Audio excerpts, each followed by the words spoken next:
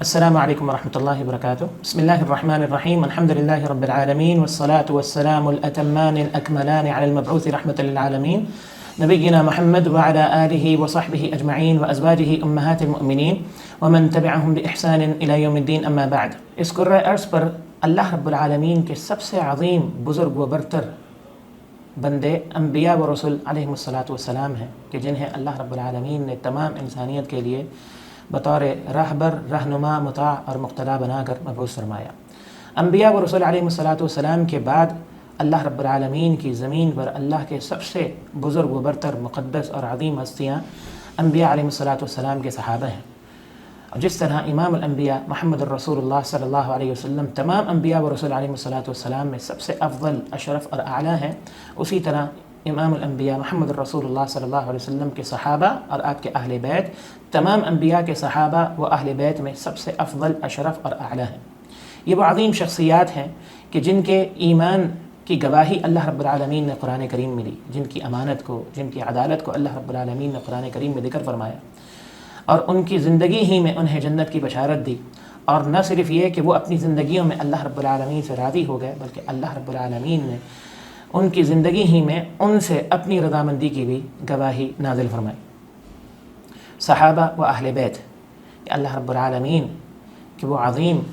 بندے ہیں کہ جن کے ایمان کو اللہ رب العالمین نے قیامت تک آنے والے ہر اہل ایمان کے لیے معیار اور ضابطہ قرار دیا ہے. جن کے عقائد، جن کے افکار و نظریات، جن کے معاملات، جن کی عبادات اور ان کی زندگی کا ایک ایک لمحہ پوری امت کے لیے واجب اتباع و اقتداء قرار دیا گیا. جن کے فضائل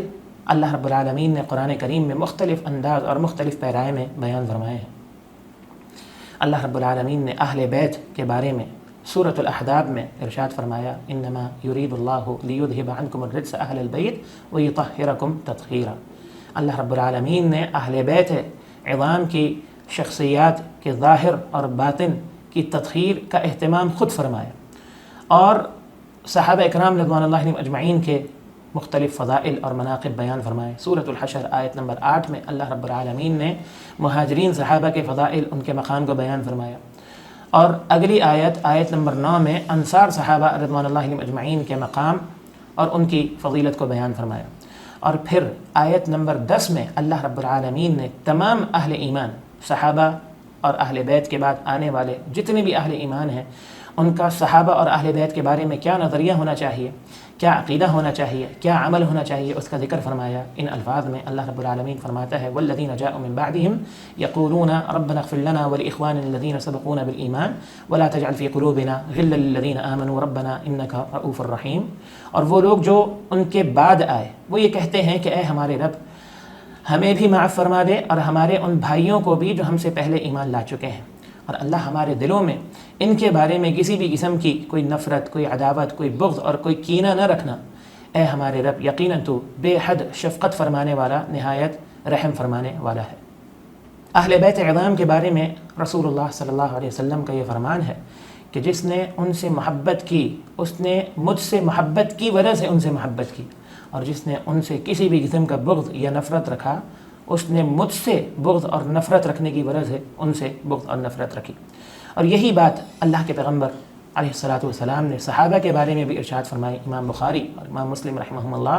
اپنی صحیح کے اندر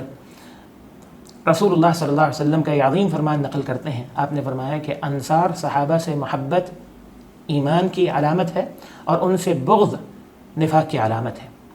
اسی لیے امام طحاوی رحمہ اللہ صحابہ کرام کے بارے میں اہل السنہ والجماعہ کے عقائد، مسلمانوں کے عقائد کو ان الفاظ میں بیان فرماتے ہیں کہ ہم رسول اللہ صلی اللہ علیہ وسلم کے صحابہ سے بڑی محبت کرتے ہیں اور ہم ان کی محبت میں غلو نہیں کرتے اور نہ ہی ان میں سے کسی پر کسی بھی قسم کا کوئی تبرہ کرتے ہیں. اور پھر فرمایا کہ ہم ہر اس شخص سے نفرت اور بغض رکھتے ہیں جو صحابہ سے کسی بھی قسم کا بغض اور نفرت رکھے. اور پھر آخر میں فرماتے ہیں کہ ان سے محبت کرنا دین ہے، ایمان ہے اور احسان ہے، اور ان سے بغض رکھنا کفر ہے، نفاق ہے اور فساد اور سرکشی کا سبب ہے. صحابہ و اہل بیت کی مختلف صفات اللہ رب العالمین نے قرآن کریم میں بیان فرمائی ہیں، جن میں ایک امتیازی صفت اللہ رب العالمین سورۃ الفتح کی آخری آیت نمبر 29 میں ارشاد فرماتا ہے، محمد الرسول اللہ والذین معہ اشداء علی الکفار رحماء بینہم۔ اللہ فرماتا ہے کہ محمد صلی اللہ علیہ وسلم اللہ کے رسول ہیں، اور جو محمد علیہ الصلاۃ والسلام کے صحابہ ہیں، آپ کے ساتھی ہیں، اشداء علی الکفار رحماء بینہم، وہ کافروں پر بڑے ہی سخت ہیں اور آپس میں بڑے رحم دل ہیں۔ اور کیوں نہ ہو کہ ان کی تربیت کا اہتمام خود محمد الرسول اللہ صلی اللہ علیہ وسلم فرماتے ہیں۔ رسول اللہ صلی اللہ علیہ وسلم نے اپنے صحابہ کے مابین محبت، اخوت، بھائی چارگی کا وہ رشتہ قائم کیا کہ جس کی مثال نہ اس سے پہلے کبھی ملتی ہے اور نہ اس کے بعد کبھی ملتی ہے۔ صحابہ و اہل بیت کے درمیان محبت، بھائی چارگی اور اخوت کے بے شمار مظاہر ہیں، جن میں سے ایک اہم ترین مظہر وہ رشتہ داریاں ہیں جو صحابہ و اہل بیت کے درمیان قائم ہوئیں، جن میں سے ہم ازراہ مثال چند ان رشتہ داریوں کا ذکر کریں گے جو خاندان اہل بیت اور خاندان صدیق اکبر رضی اللہ تعالی عنہ کے مابین قائم ہوئیں، جن میں سب سے پہلی بنیادی اور عظیم رشتہ داری محمد الرسول اللہ صلی اللہ علیہ وسلم نے قائم کی کہ آپ علیہ الصلاۃ والسلام نے خلیفہ اول صدیق اکبر ابو بکر الصدیق رضی اللہ تعالی عنہ کی صاحبزادی ام المؤمنین صدیقہ بنت الصدیق سیدہ عائشہ طاہرہ مطہرہ رضی اللہ تعالی عنہا و ارضاہا کے ساتھ نکاح فرمایا، اور یہاں سے خاندان اہل بیت اور خاندان صدیق اکبر رضی اللہ تعالی عنہ کے مابین رشتہ داری کا وہ سلسلہ شروع ہوتا ہے جو آگے جا کر کئی سالوں تک قائم رہتا ہے۔ دوسری رشتہ داری قائم ہوتی ہے سیدنا علی بن ابی طالب رضی اللہ تعالی عنہ کے صاحبزادے سیدنا حسن الصبت رضی اللہ تعالی عنہ ارضا، جو نکاح کرتے ہیں سیدنا ابو بکر صدیق رضی اللہ تعالی عنہ کی پوتی حفصہ بنت عبد الرحمن کے ساتھ۔ تیسری رشتہ داری قائم ہوتی ہے رسول اللہ صلی اللہ علیہ وسلم کے چچا زاد بھائی سیدنا علی رضی اللہ تعالی عنہ کے بھائی جعفر بن ابی طالب رضی اللہ تعالی عنہ کے پوتے اسحاق بن عبداللہ، جو نکاح کرتے ہیں سیدنا ابو بکر صدیق رضی اللہ تعالی عنہ کے پوتے قاسم الفقیہ کی بیٹی ام حکیم کے ساتھ۔ چوتھی رشتہ داری قائم ہوتی ہے نواز رسول سیدنا حسین شہید رضی اللہ تعالی عنہ کے پوتے محمد باقر، جو سیدنا زین العابدین کے صاحبزادے ہیں، وہ نکاح کرتے ہیں سیدنا ابو بکر صدیق رضی اللہ تعالی عنہ کے پوتے قاسم الفقیہ کی بیٹی ام فروہ کے ساتھ۔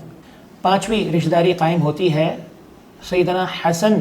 المثنى کے پوتے موسیٰ الجون بن عبداللہ المحض، جو نکاح کرتے ہیں سیدنا ابوبکر صدیق رضی اللہ تعالی عنہ کے پڑ پوتے محمد کی صاحبزادی ام سلمہ کے ساتھ۔ چھٹی رشتہ داری قائم ہوتی ہے سیدنا علی بن ابی طالب رضی اللہ تعالی عنہ کے خاندان میں سیدنا زین العابدین کے پوتے اسحاق بن عبداللہ، جو شادی کرتے ہیں، نکاح کرتے ہیں سیدنا ابوبکر صدیق رضی اللہ تعالی عنہ کے خاندان میں آپ کی پڑ پوتی کلثوم بنت اسماعیل کے ساتھ۔ یہ چند مثالیں ہیں جو کہ ان کے درمیان محبت کا جو سلسلہ رسول اللہ صلی اللہ علیہ وسلم نے شروع فرمایا تھا، نہ صرف یہ کہ وہ کئی ادوار تک جاری رہا بلکہ رہتی دنیا تک جاری رہے گا۔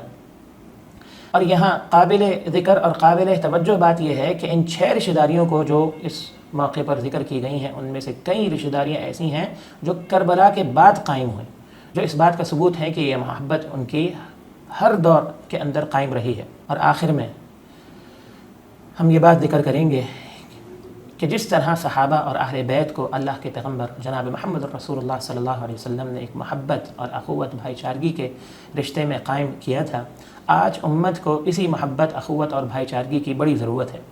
قرآن کریم میں اللہ رب العالمین نے بطور احسان کے یہ بات ذکر فرمائی، اس وقت کو یاد کرو کہ جب تم ایک دوسرے کے دشمن تھے تو اللہ رب العالمین نے تمہارے دلوں کو آپس میں جوڑا اور اللہ رب العالمین نے تمہارے درمیان محبت پیدا فرمائی۔ اور اس سے پہلے اللہ رب العالمین ایک عظیم حکم اہل ایمان کو ارشاد فرماتے ہیں کہ ایمان والو اللہ سے ڈر جاؤ جس طرح اللہ سے ڈرنے کا حق ہے، اور سب مل کر اللہ کی رسی کو مضبوطی کے ساتھ تھام لو۔ آج بھی امت کے درمیان محبت اور اخوت اور بھائی چارگی قائم ہو سکتی ہے، لیکن انہی بنیادوں پر جن بنیادوں پر صحابہ اور اہل بیت کے درمیان یہ محبت کا، اخوت اور بھائی چارگی کا رشتہ قائم ہوا تھا، اور وہ اللہ رب العالمین نے بیان فرمایا کہ سب مل کر اللہ کی رسی کو مضبوطی کے ساتھ تھام لیں، یعنی اللہ کی کتاب اور محمد الرسول اللہ صلی اللہ علیہ وسلم کی احادیث اور آپ کی سیرت، آپ کے فرمان۔ اللہ رب العالمین سے دعا ہے کہ اللہ رب العالمین ان باتوں کو صحیح معنوں میں ہمیں سمجھنے کی توفیق عطا فرمائے، ہمیں سچا اہل بیت و صحابہ سے محبت کرنے والا بنائے، اور عملی زندگی کے اندر ہمیں ان کی پیروی کرنے والا بنائے۔ وآخر دعوانا الحمدللہ رب العالمین۔